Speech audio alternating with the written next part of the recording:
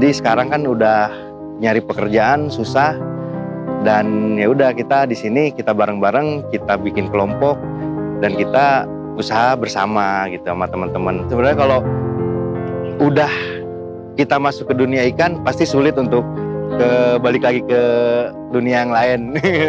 Udah pasti enak sekali, soalnya di dunia ikan sangat menjanjikan untuk sekarang gitu.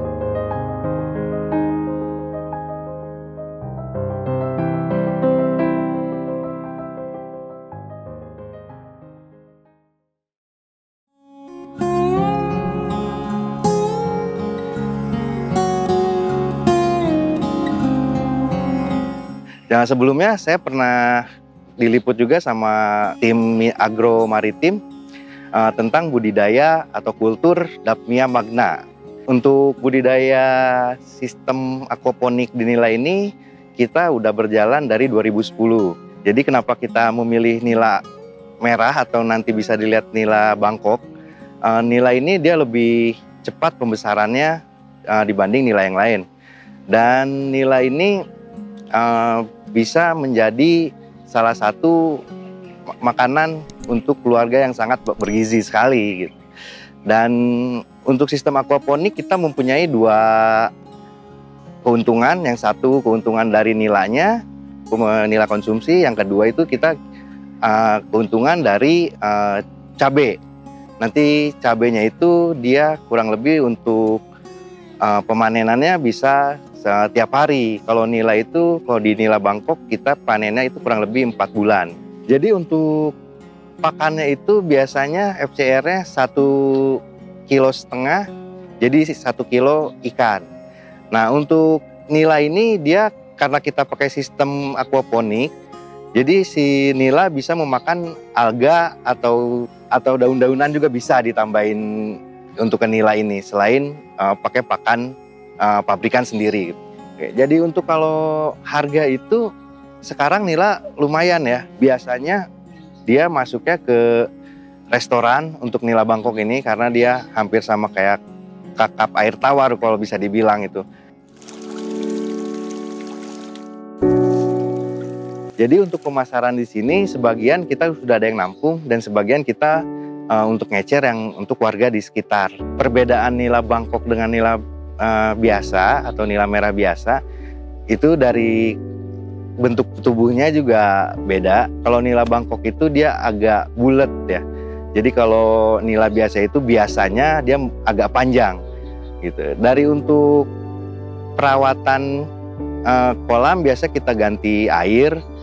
Kalau airnya udah terlalu hijau atau sudah terlalu pekat gitu. Untuk hama penyakit biasanya di nila itu dia sering terjadi itu dari insang. Jadi kalau insangnya itu biasanya dia kena penyakit dari air.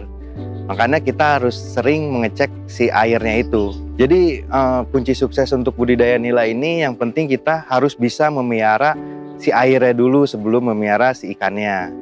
Nah, dan kedua itu kita harus rutin pemberian pakannya, jangan sampai telat. Untuk memulai usaha budidaya nila sistem bioflok ini, kita pertama membuat kolam, biasanya pakai kolam terpal kalau yang sudah kalau yang belum punya kolam beton gitu.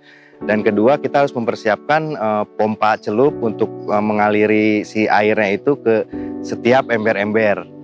Dan kita harus siapin tanaman cabenya. Untuk selama budidaya ini suka dukanya kadang kalau kita kedatangan benih yang kurang bagus ya. Jadi kita harus pilih-pilih si pembenih ikan nila ini yang benar-benar bagus dan rapi gitu untuk pengirimannya juga.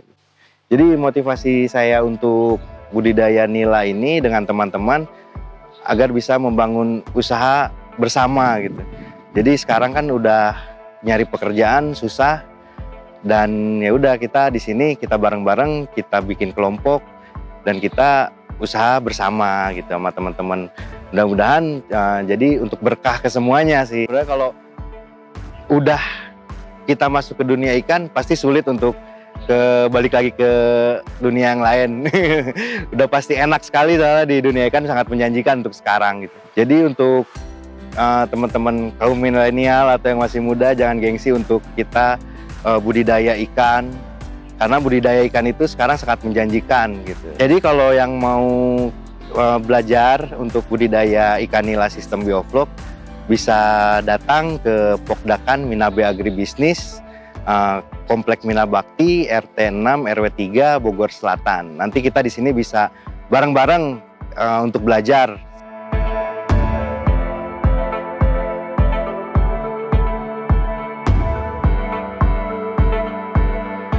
Jangan lupa untuk subscribe, like, dan komen YouTube Agro Maritim.